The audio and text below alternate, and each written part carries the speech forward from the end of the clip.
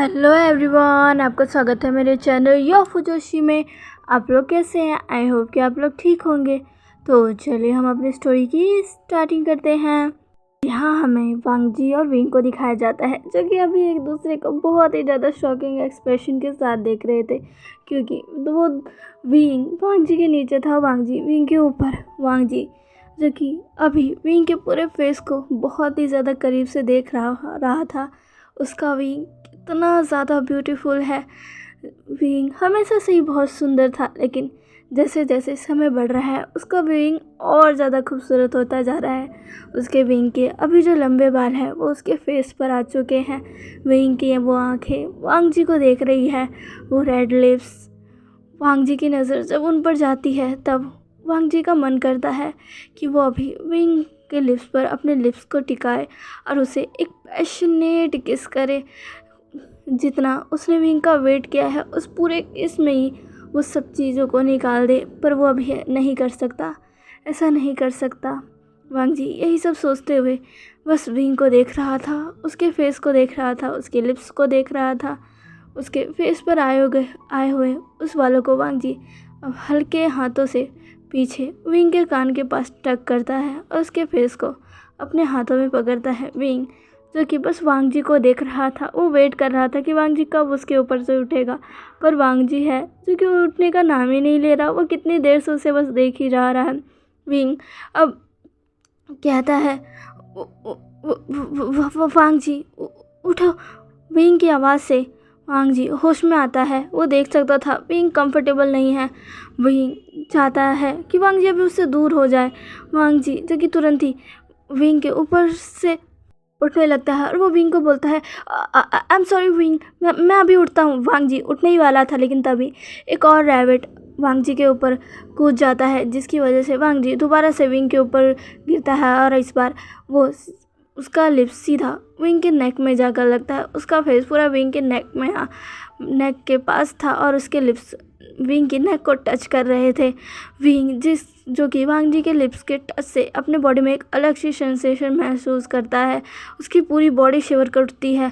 वो वांग जी के कंधों को कसकर पकड़ लेता है और कहता है, वो वांग जी जो कि इस सब चीज़ों के लिए तैयार नहीं था, वो अचानक से विंग से कहता है, मैं।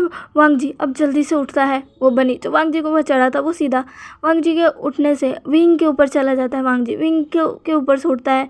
विंग भी वांग जी के ऊपर से उठने लगता है, पर वो बनी तो विंग के ऊपर ही चढ़ चुका था, इसलिए विंग उसे अपने हाथों में ले लेता है और उसे अभी भी अपने हाथों में पकड़ा होता है। विंग और वांग जी एक दूसरे की तरफ देखते हैं और फिर नज़रों को घुमा लेते हैं। उन दोनों का ये मोमेंट बहुत ही ज़्यादा ऑकवर्ड था। वांग जी जैसे अच्छा लग रहा था, पर ये सब अचानक से वो ब्लश कर रहा था। विंग जो कि थोड़ा घबराया था, थोड़ा ब्लश कर रहा था। उसे समझ नहीं आ रहा था वो क्या करे। वांग जी को समझ नहीं आ रहा था वो क्या करे। वांग जी जो कि अब गहरी सांस लेता है, विंग की तरफ देखता है, लेकिन जब वो विंग की तरफ देखता है तो वो शॉक हो जाता है, क्योंकि विंग के हाथ में जो रैबिट था वो धीरे धीरे विंग के लिप्स के करीब बढ़ता जा रहा था। वो भी अपने वहाँ से विंग के फेस को लिक करते करते अब विंग के लिप्स तक पहुँच गया था, जिससे विंग के चेहरे पर स्माइल आ चुकी थी। पर वांग जी उसे इतना ज़्यादा जलन हुई उस बनी से कि उसने तुरंत ही विंग के हाथों से उस बनी को छीन लिया। विंग जो कि देख रहा था वो बनी कैसे उसे किस करने जा रहा है, लेकिन अचानक से ही वांग जी के उस छीनने से विंग तुरंत वांग जी की तरफ देखता है अपनी क्वेश्चनिंग आइज के साथ। वांग जी जो कि उस बनी को गुस्से में घूर रहा था और वो बनी जो कि वांग जी को देख रहा था। वांग जी उस बनी को देखता है और आंखों ही आंखों में ग्लेयर करता है, तुम्हारी हिम्मत कैसे हुई मेरे विंग के पास जाने की। वांग जी उसे बहुत गुस्से में घूर रहा था। विंग जब वांग जी को ऐसे देखता है तो वो बिल्कुल शॉक हो जाता है कि वो इतने छोटे से बनी को इतने गुस्से में क्यों घूर रहा है। वो बनी जो कि अब हिलने लगता है, वांग जी के हाथों से छूटने की कोशिश करने लगता है, पर वांग जी जो कि उसको छोड़ ही नहीं रहा था। वो उसे अभी उस बनी पर बहुत गुस्सा आ रहा था। विंग जब ये देखता है वो तुरंत ही उस बनी को अपने पास ले लेता है और वांग जी से कहता है, ये तुम क्या कर रहे हो, छोड़ो उसे। ऐसे कहकर विंग उस बनी को अपने पास ले लेता है और उसे हल्के हल्के हाथों से सहलाने लगता है। विंग कहता है, तुम इसे क्यों डरा रहे हो। वांग जी जो कि विंग को देखता है और वो कहता है, नहीं मैं तो बस इसे। विंग कहता है, इसे छोड़ दो। भी वांग जी अब कुछ भी नहीं कहता है। विंग जो कि वांग जी की वजह तरफ देख रहा था, वो वांग जी से डिसअपॉइंट था, साथ ही गुस्सा था। वो एक छोटे से बनी के साथ कैसा बिहेव कर रहा था। वांग जी जब विंग को ऐसे देखता है तो उसे अब थोड़ा बुरा लगता है, पर अभी भी उसको उस बनी पर गुस्सा था। वो बनी अभी भी विंग के पास ही था और वांग जी कहता है, विंग इस बनी को छोड़ो और मेरे साथ चलो। विंग जो कि वांग जी की तरफ देखता है, वांग जी ने थोड़े से रूड टोन में ये कहा था। विंग जो कि वांग जी की तरफ देखता है, वांग जी जो कि अब विंग की तरफ देखता है, वो तुम भूल गए क्या, मुझे तुम्हें कुछ दिखाना था। विंग जो कि हाँ, मैं अपना सिर हिलाता है, उस बनी को आराम से अब उस घास पर रखता है और उसके फर को सहलाता है और कहता है, मैं तुमसे बाद में मिलने आऊँगा। वो विंग का ऐसा कहकर स्माइल करता है और वांग जी वो अभी भी उस बनी से झल रहा था। विंग और वांग जी अब खड़े होते हैं। वांग जी उस विंग को अब आगे ले जाने लगता है। विंग देखता है आसपास की जगह कितनी खूबसूरत है, कितने सारे फ्लावर्स है और बगल में एक पॉन्ड भी है जो कि काफ़ी बड़ा नहीं है, पर हाँ बहुत अच्छा है। विंग उन सबको देखकर बहुत खुश हो रहा था। वांग जी अब विंग को उस कॉटेज के अंदर लेकर जाता है। विंग उस कॉटेज के अंदर जाता है और उस कॉटेज के अंदर जाकर शॉक हो जाता है। विंग उस कॉटेज के अंदर जाके अपनी उन आइज़ के साथ पूरे कॉटेज को देख रहा था। यहाँ तो कितनी सारी चीज़ें हैं। यहाँ पर पेंटिंग का पूरा सामान है। ये जगह बहुत खूबसूरत है और साथ ही इसमें पेंटिंग का पूरा सामान है। इस जगह को ऐसे बनाया गया है जैसे ये पेंटिंग के लिए ही बनाया गया हो। विंग देख सकता था ये जगह। विंग और पीछे मुड़कर वांग जी को देखता है जो कि स्माइल के साथ विंग को देख रहा था। वांग जी कहता है, तुम्हें कैसा लगा? तुम हमेशा से चाहते थे ना कि तुम एक अच्छी शान सी जगह पर पेंटिंग करो और तुम्हारे आसपास खूब सारे पेड़ पौधे फ्लावर्स हो, इसीलिए मैंने इस कॉटेज को यहाँ अपने गार्डन के इस साइड में बनाया। यहाँ पर तुम्हें हर चीज़ मिलेगी। विंग मैं चाहता हूँ तुम अब अच्छे से शांत दिमाग से यहाँ पर अपनी उस पेंटिंग की स्किल को दोबारा से और इम्प्रूव करने की कोशिश करो। तुम हमेशा ही पेंटिंग किया करते थे, मैं चाहता हूँ अब तुम यहाँ आकर उस पेंटिंग करो और चिंता मत करो, मैंने एक और पर्सन को बुलाया है जो तुम्हारी इस पेंटिंग में पूरा हेल्प करेगा। वांग जी इसकी बात सुनकर विंग शॉक हो जाता है, लेकिन वांग जी का ये चीज़ देख कर विंग को बहुत अच्छा लगता है। सच में आज पहली बार विंग वांग जी को देखकर खुश हो गया था। उसके चेहरे पर स्माइल आ गई थी और आँखों में नमी। वांग जी जब विंग को देखता है कि विंग उसकी तरफ देखकर स्माइल कर रहा है तो अचानक से वांग जी का हार्ट बीट करने लगता है। कितने सालों तक वांग जी ने वेट किया है कि विंग एक नज़र तो उसे देखे, एक नज़र उसे देखकर स्माइल करे। आज वांग जी ने वो देखा। वांग जी के भी आंखों में कुछ था, वो विंग को देख रहा था। अचानक से वो विंग के करीब जाता है और कहता है, तो तुम्हें ये पसंद आया विंग जो कि वांग जी को देख रहा था और उसे देखते देखते ही वो अपना सर हाँ में हिला देता है। वांग जी को बहुत अच्छा लगता है, बहुत ज़्यादा। वांग जी और विंग एक दूसरे को बहुत ज़्यादा इमोशन भरी आंखों के साथ देख रहे थे। तभी वांग जी का कॉल रिंग करने लगता है। वांग जी कॉल को पिक करता है तो देखता है वो उसकी मॉम का कॉल है। वांग जी अब कॉल को रिसीव कर कहता है, जी मॉम क्या हुआ? तभी वांग जी की मॉम कुछ कहती है और फिर वांग जी के चेहरे पर स्माइल आ जाती है और वांग जी विंग की तरफ देखकर कहता है, विंग वो पर्सन आ चुका है, अब हमें चलना चाहिए। विंग शौक भरी नज़रों के साथ और क्वेश्चन लुक के साथ वांग जी को देखने लगता है। वांग जी जो कि कहता है, मैंने कहा ना कि कोई है जो तुम्हारी इन सब चीज़ों में मदद करेगा, चलो मेरे साथ। ऐसा कहकर वांग जी आज पहली बार विंग के हाथों को पकड़ता है। विंग जो कि वांग जी की जैसे थोड़ा सा तो फ्लिंच करता है पर वो कुछ नहीं कहता। वांग जी जो कि विंग के हाथ को टाइटली पकड़कर अब उसे आगे बढ़ ले जाने लगता है। विंग भी चलने लगता है। वांग जी अब विंग को दोबारा मैंशन के अंदर लेकर आता है जहाँ पर पहले से ही एक इंसान खड़ा हुआ था। वांग जी अब विंग को उसके पास लाता है और कहता है, फाइनली आप आ चुके हैं, ये रहा आपका स्टूडेंट। वो शख्स जिसने रेड कलर की स्कर्ट और ब्लैक कलर का शर्ट पहना था, साथ ही उसने अपने बालों को खुले कर रखे थे, हाई हील्स वेयर की हुई थी और अभी वो विंग की तरफ पीठ कर खड़ी थी। अचानक से वो विंग की तरफ मुड़ती है और विंग को देखती है। विंग उसे देखकर एकदम शॉक हो जाता है, पूरा का पूरा शॉक, क्योंकि वो लेडी एनेस्थेसिया थी, विंग की आइडल। वो बहुत बड़ी पेंटर थी जो कि बहुत अच्छा पेंट करती है। उसकी इमेजिनेशन, उसकी पेंटिंग का कोई जवाब नहीं है। और विंग हमेशा वांग जी को कहता रहता था कि वांग जी जब मैं एक अच्छा पेंटर बन जाऊंगा, फेमस हो जाऊंगा तब मैं अपने आइडल से मिलूंगा, मैं इससे मिलूंगा, मैं इनसे बहुत सारी चीज़ें सीखना चाहता हूँ। वांग जी हमेशा ही कहा करता था तुम्हें तो पहले ही इतना आता है और जब तुम फेमस हो जाओगे तो तुम्हें क्या सीखना होगा। तभी विंग हमेशा कहता था इनके पास एक अलग ही टैलेंट है और मुझे वो सीखना है। मैं चाहता हूँ कि ये मुझे कुछ ही समय के लिए सही लेकिन टीच करे, मुझे हर चीज़ वो बताए जो ये फील करती है। इनकी पेंटिंग अलग ही होती हैं और मैं भी वैसे ही पेंट करना चाहता हूँ। वांग जी इस पर बस हंस देता था। आज उसे अपने सामने देखकर विंग एकदम शॉक हो जाता है और बस एनेस्थेसिया की तरफ ही देख रहा था। फिर वो वांग जी की तरफ देखता है। वांग जी विंग की तरफ देखकर बोलता है विंग तुम्हें हमेशा से इनसे क्लास लेनी थी ना, देखो आज ये तुम्हारे सामने है, क्या तुम अपने आइडल के पास जाकर उन्हें ग्रीट नहीं करोगे, उन्हें ऐसे ही देखते रहोगे।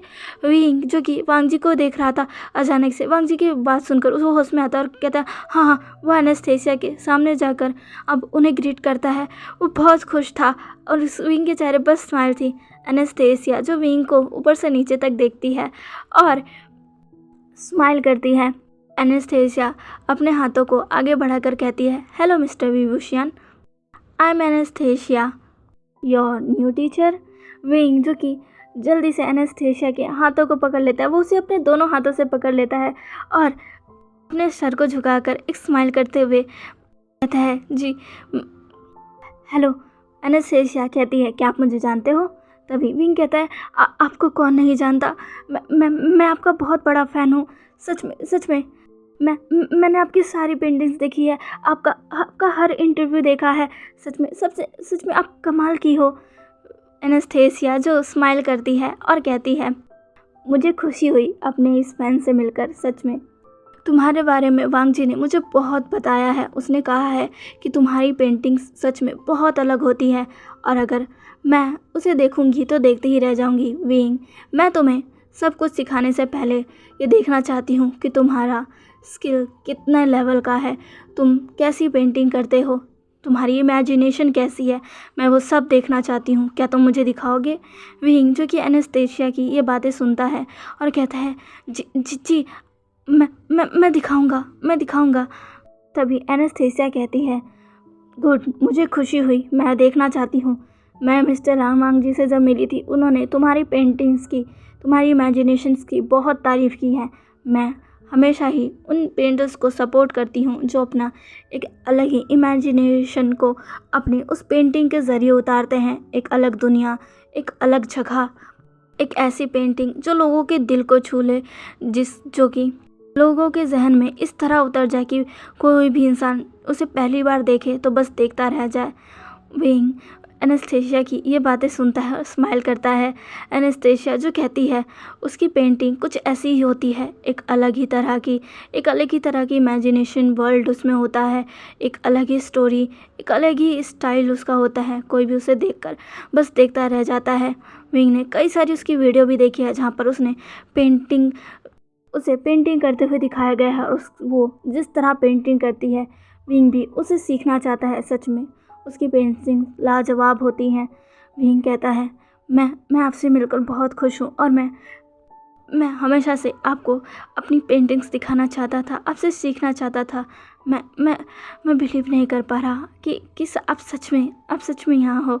एनेस्थेसिया स्माइल करती है और कहती है हाँ, और मैं यहाँ रहूँगी। विंग मैं आज तुमसे बस मिलने आई थी, देखने आई थी कि मेरा स्टूडेंट कैसा है। विंग मैं कल तुमसे मिलने आऊँगी और कल मैं चाहूँगी कि तुम मुझे दिखाओ अपनी वो सारी स्किल्स, अपनी इमेजिनेशन, अपनी वो स्टोरीज़ जो तुम अपनी पेंटिंग्स के ज़रिए उतारते हो, मैं सब देखना चाहती हूँ, क्या तुम मुझे दिखाओगे। विंग कहता है हाँ मैं आपको दिखाऊँगा। एनेस्थेसिया स्माइल करती है और कहती है ठीक है अब मैं चलती हूँ। विंग जो कि ये देखता है वांग जी तुरंत ही आकर कहता है आप कहाँ जा रही हैं, आप थोड़ी देर यहाँ रुकिए। तभी एनेस्थेसिया कहती है नहीं वांग जी, आप तो जानते ही हैं ना मैं चाइना में कुछ ही टाइम के लिए आई हूँ और इस कुछ टाइम में भी आपने कहा है कि मुझे आपके इस हस्बैंड को टीच करना है, तो मैं इस चीज़ के लिए भी तैयार हो गई हूँ, लेकिन मेरे पास और भी ज़्यादा काम है, मुझे उन्हें भी देखना है। कल मैं आप पक्का टाइम निकाल कर विंग के पास आऊँगी, लेकिन अभी मुझे जाना होगा, मुझे बहुत इम्पोर्टेंट काम है। वांग जी कहता है जी ऐसा कहकर वो एनेस्थेसिया को ग्रीट करता है। एनेस्थेसिया भी वहाँ से बाहर सबको बाय बोलकर चली जाती है। विंग जो कि एनेस्थेसिया से मिलकर बहुत ज़्यादा खुश था, बहुत ज़्यादा। सच में वो हमेशा से एनेस्थेसिया से मिलना चाहता था। और कल तो वो खुद उसके सामने पेंटिंग करेगा, दिखाएगा कि उसकी स्किल कैसी हैं। और यही सब सोचकर विंग खुश हो रहा था, लेकिन अचानक से वो बहुत ज़्यादा उदास हो जाता है। उसका फेस जो खुशी से खिल चुका था, उसके चेहरे की वो स्माइल देखकर वांग जी का हार्ट बीट कर रहा था। उसे बहुत खुशी हो रही थी विंग की ये स्माइल देखकर। अचानक से जब वांग जी विंग की तरफ देखता है तो उसका उतरा हुआ फेस देखकर वांग जी टेंशन में आ जाता है। वांग जी सोच में पड़ जाता है कि अभी तो विंग बहुत ज़्यादा खुश था एनेस्थेसिया से मिलकर, लेकिन एनेस्थेसिया के जाते ही ये विंग को क्या हो गया। मैडम लैन जो कि कब से बस विंग को देख रही थी, इतने दिनों के बाद उन्होंने अपने विंग में वो पहले वाली विंग जैसी बात देखी थी। विंग का एनेस्थेसिया से मिलना, उसका सब कुछ कहना, उसकी वो खुशी, सच में वो उस विंग को वो पहले वाले विंग बना रही थी। पर अचानक से विंग का ये उतरा फेस देखकर वो भी थोड़ी सी परेशान सी हो जाती है। वांग जी अब विंग के करीब जाकर कहते हैं, विंग क्या हुआ? तो तुम उदास क्यों हो गई विंग? क्या कुछ हुआ है विंग? क्या हुआ? विंग जो कि अब वांग जी की तरफ देखता है, उसकी आंखों में आंसू थे। वांग जी भी ये देखकर डर जाता है। वो विंग का फेस पकड़ लेता है, कहता है, विंग क्या हुआ तुम्हें? तुम्हारी आंखों में आंसू क्या हुआ विंग मुझे बताओ क्या हुआ? क्या तुम्हें कोई परेशानी है विंग? बताओ मुझे। तभी विंग जो कि अपना सर झुका लेता है, वो कुछ नहीं बोल रहा था। वांग जी विंग से कहते हैं, विंग क्या हुआ? मैडम लैन जो कि विंग के पास आती है, वो विंग से कहती है, विंग क्या हुआ विंग जो कि कुछ भी नहीं बोल रहा था। अब मैडम लैन विंग को कांच पर बैठाती है और विंग के सर को सहलाती है, फिर फेस को सहलाते हुए कहती है, विंग बताओ मुझे क्या हुआ बेटा, बताओ मुझे। विंग अब कहता है, मैं सब कैसे करूँगा? मैं कैसे करूँगा? मैं उन्हें निराश कर दूँगा। मैं ये सब कैसे करूँगा? मुझे कुछ समझ नहीं आ रहा। तभी वांग जी कहता है, क्या विंग तुम क्या नहीं कर पाओगे? तभी विंग कहता है, मैं नहीं कर पाऊँगा। वांग जी कहता है, क्या नहीं कर पाओगे तुम विंग कहता है, मैं कैसे पेंटिंग कर पाऊँगा? मैंने कितने सालों से उसे नहीं किया, अब अचानक से मैं कैसे करूं? मुझे कुछ समझ नहीं आ रहा। कहीं मैंने कुछ गड़बड़ी कर दी और उन्हें पसंद नहीं आया तो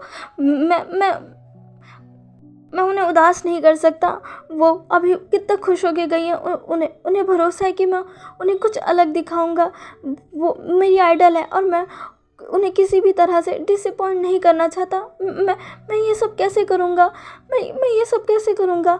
वांग जी जब ही सुनता है तो वो विंग के पास आ जाता है, सीधा विंग के हाथों को पकड़ लेता है, उसके फेस पर अपने हाथों को घुमाते हुए कहता है, ये तुम क्या कह रहे हो विंग? क्या तुम भूल गए तुम कितना अच्छा पेंट करते थे? पूरी क्लास में, यहाँ तक कि पूरे स्कूल में तुम्हारी बात हुआ करती थी, तुम कितना अच्छा पेंट किया करते थे। तुम अपनी पेंटिंग स्किल्स को कितना ज़्यादा इम्प्रूव करने की हमेशा कोशिश किया करते थे और वो होती भी थी। तुम्हारी जैसी पेंटिंग कोई भी नहीं बना सकता था। तो तुम जैसे पेंट करते हो, अपना पेंटिंग्स में जान डाल देते हो। सच में वो अमेजिंग होती है विंग। और तुम कह रहे हो कि तुम पेंट नहीं कर पाओगे? मुझे बिलीव नहीं हो रहा। विंग जो कि वांग जी की तरफ देखता है कहता है, मैंने काफ़ी समय से नहीं किया। अगर इस बार मैंने अच्छा नहीं किया तो कुछ गड़बड़ हो गया तो मेरी पेंटिंग अच्छी नहीं हुई तो मैं क्या करूँगा? मैं उन्हें डिसअपॉइंट नहीं करना चाहता। तभी वांग जी कहता है, ऐसा कुछ नहीं होगा विंग, ऐसा कुछ नहीं होगा।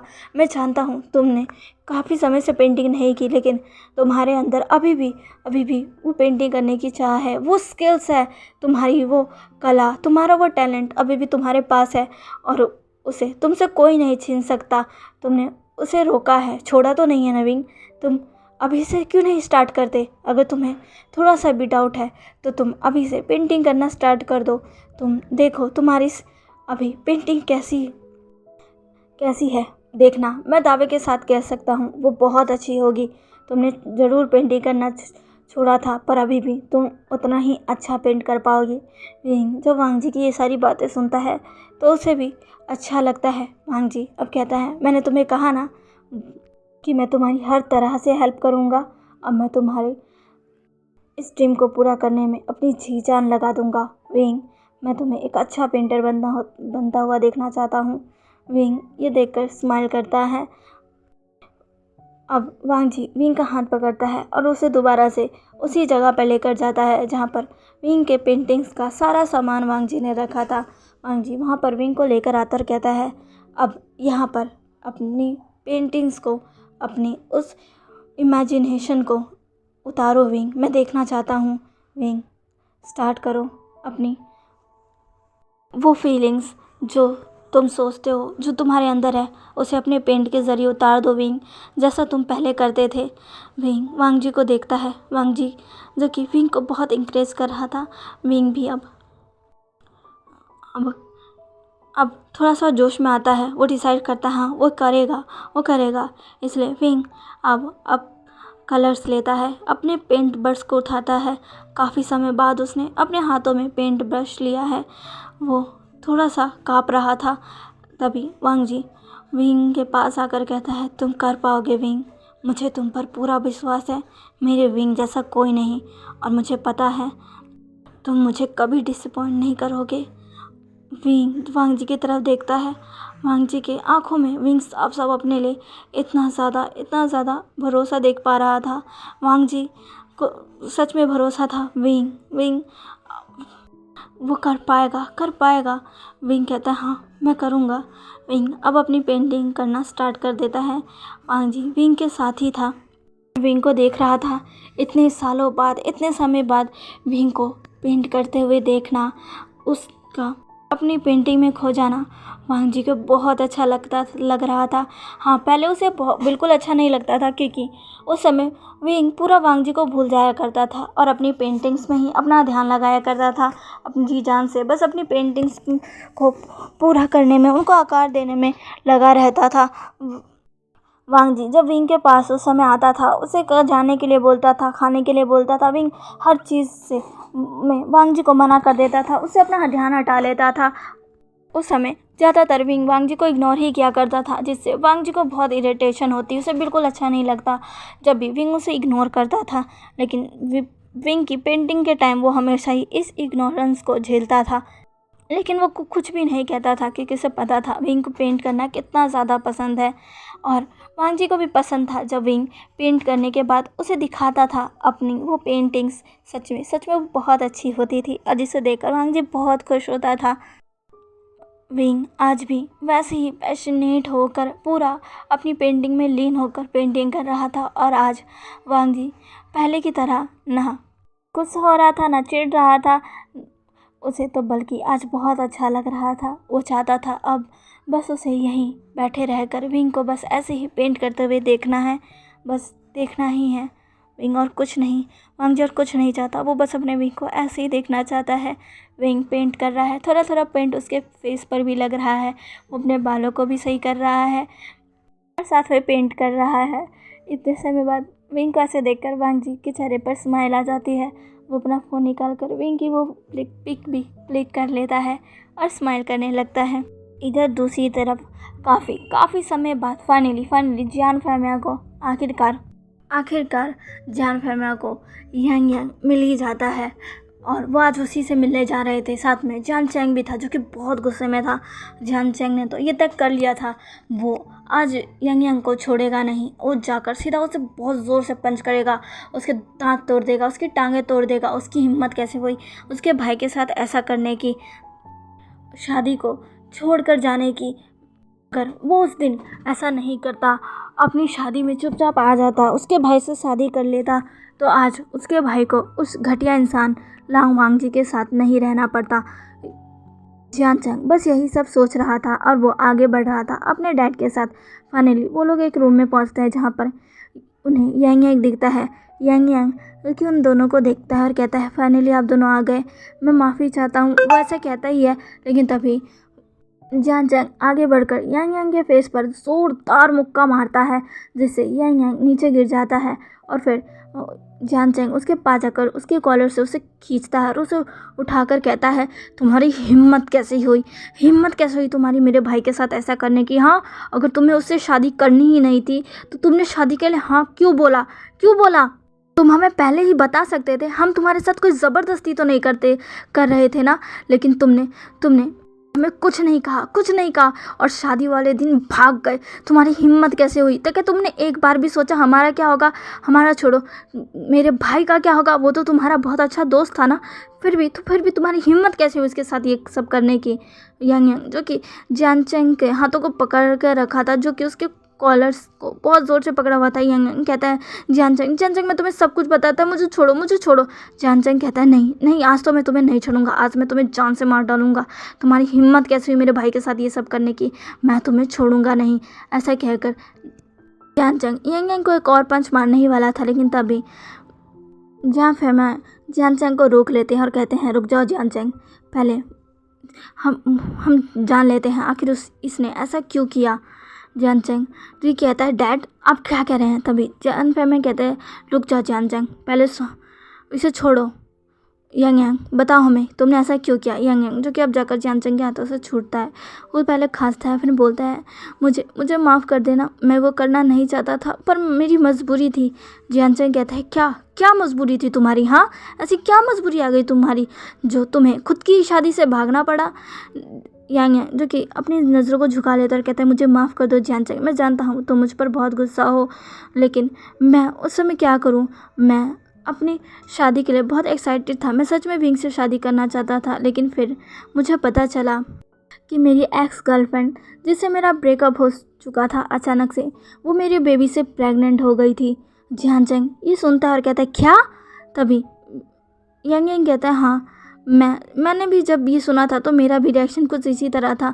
मुझे पहले लग रहा था ये वो झूठ बोल रही है, लेकिन जब मैंने उसे देखा, सब कुछ जाना, तब मुझे पता चला वो सही कह रही है। और उसकी कंडीशन उस समय बहुत ख़राब थी और मैं उसे नहीं छोड़ पा रहा था।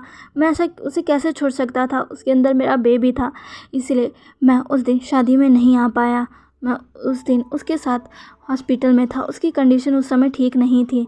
मुझे माफ़ कर दो जियान चैंग, मुझे तुम्हें पहले ही बता देना चाहिए था। जियान चैंग जिसे यहीं वो बहुत गुस्सा आ रहा था, बहुत ज़्यादा गुस्सा आ रहा था। उसका मन तो कर रहा था वो यहीं को खींच कर एक तमाचा मारे। तभी जियान फेमा कहते हैं, तुम ये हमें पहले भी बता सकते थे। तभी यांग कहता है, हाँ मैं बता देता, पर मैं क्या करता, मुझे उस शादी वाले दिन ही ये सब पता चला था और मुझे तुरंत ही उसके साथ जाना पड़ा था, और मैं उस समय आपको बता नहीं पाया। मैंने उस समय कोशिश की पर मैं नहीं कर पाया, और जब मैंने आपसे बात करनी चाहिए तो मैं बात भी नहीं कर पाया था। मेरा फ़ोन जो कि स्विच ऑफ हो चुका था, लेकिन मैंने डैड से कह दिया था कि वो आपको खबर पहुंचा दे। जियान चैंग मैं तुमसे माफ़ी मांगता हूँ अपनी सारी गलतियों के लिए। जियान चैंग जिसे बहुत गुस्सा था, वो मैं पर अपना सारा गुस्सा निकालना चाहता था। जियान चैंग कहता है, तुम्हारे सॉरी बोलने से मेरे भाई की ज़िंदगी जो तुमने बर्बाद की है ना, वो वापस नहीं आएगी। यांग फिर से झुककर माफ़ी मांगता है और कहता है, मुझे माफ़ कर दो। जियान फेमा कहते हैं, तुमने बहुत गलत किया यांग, तुमने जो किया है उसकी वजह से आज से तुम्हारा और हमारा रिश्ता ख़त्म है। आज से क्या, उसी दिन से ख़त्म हो गया था जब तुमने ये सब किया था, लेकिन हम जानना चाहते थे आखिर तुमने ये क्यों किया। आप हमें पता चल चुकी है, हम बस यही जानने आए थे। अब हम यहाँ से जा रहे हैं और आज के बाद हमारा तुम्हारे फैमिली, तुम्हारे बिजनेस, जो भी हमारे बीच सब था वो सब ख़त्म। हम तुमसे कोई ताल्लुक़ नहीं रखना चाहते। ऐसा कहकर जियान चैंग के साथ वहाँ से निकल जाते हैं। ये जो कि कुछ नहीं करता, वो बस वहाँ खड़ा रहता है। तो चलिए गाइस, आज का पार्ट आपको कैसा लगा प्लीज़ मुझे कमेंट करके ज़रूर बताइएगा, और प्लीज़ मेरे चैनल को लाइक, सब्सक्राइब एंड शेयर कर दीजिएगा। मिलते हैं इसके नेक्स्ट पार्ट में, बाय।